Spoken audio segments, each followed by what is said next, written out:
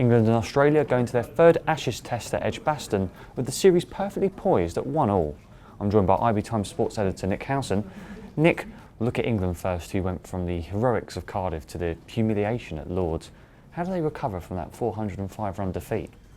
Well, I mean, obviously, firstly they've made a change. Gary Ballance has gone out and been replaced by Yorkshire teammate Johnny Bairstow. Good to see England choosing an informed player, as they did, I guess, with Ballance in the first place. Bairstow's had a really good season. Great to see him back in the England fold. First time since he'll play in a test since that harrowing series down under. And really, I mean, we'll talk really like about pitches, and I'm sure we'll mention it a bit later. But I mean, England have got to bat much better. They've got to be far more selective in their stroke play. And really, they galvanised that Australia attack. Yes, they had it.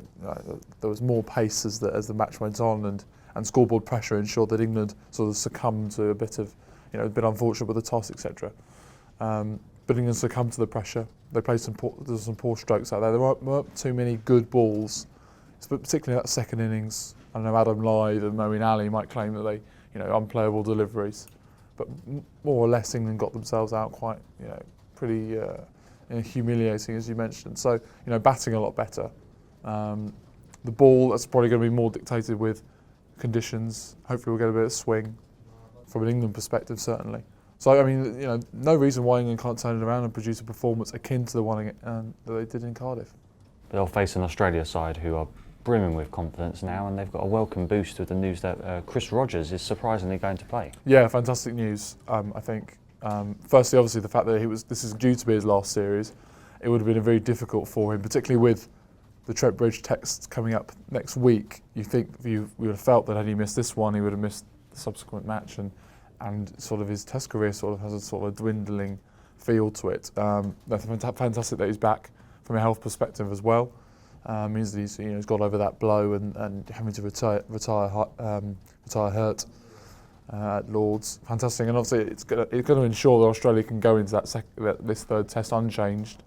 The momentum is all with them, and all eyes really will be on how that bowling attack, can they reproduce what they did at Lords? Can they give England the problems with a combination of aggressive short bowling and then obviously accurate full deliveries as well. So it's set up to be a fascinating match. Australia probably go into it as the favourites, you would think, just because of the last result, as did England probably with Lords. And we wait with bated breath.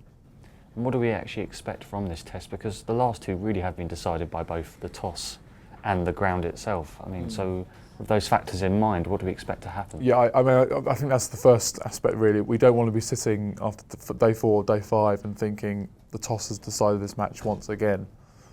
Yes, there is the factor about scoreboard pressure. It's very, you win the toss and you bat first. You don't want to be making sub 200. You want to be making 400. Yes. But at the same time, you want something in there for both ball and bat. I know that's an ideal, and it makes for fascinating Test cricket. But that's what we're looking for here. You hope with what we've seen with them trying to dry out the Edgbaston pitch, if they can do that sufficiently, if the ground staff can do that, then there is the capacity for it to be a bit drier, hopefully a bit more pace, and hopefully a bit more turn as well. We've not really seen any turn in this series at all. As I said, I think that's the biggest hope. I think apart from that, you hope from that point of view, then the match follows. The best team wins. It's awfully horribly cliched, but you don't want a toss of a coin to decide the match. You don't want the first team to plunder 500 and then the next 2 innings to be almost irrelevant, and just waiting declaration. So I think that's from that point of view all you hope. England have got not a brilliant record against Australia at Edgbaston. They've only won 3. I think Australia are unbeaten in 8 of the 11 tests there. England have only won 3 of them as of Australia, but away from home. So I would say Australia go into it as favourites, as mentioned previously. But I see no reason, given the change of Johnny Bairstow and 1 or 2 tactical alterations with their approach with the bat, and I see no reason why England can't produce a performance worthy of victory. Well, for all our Ashes coverage, go to our website, ibtimes.co.uk.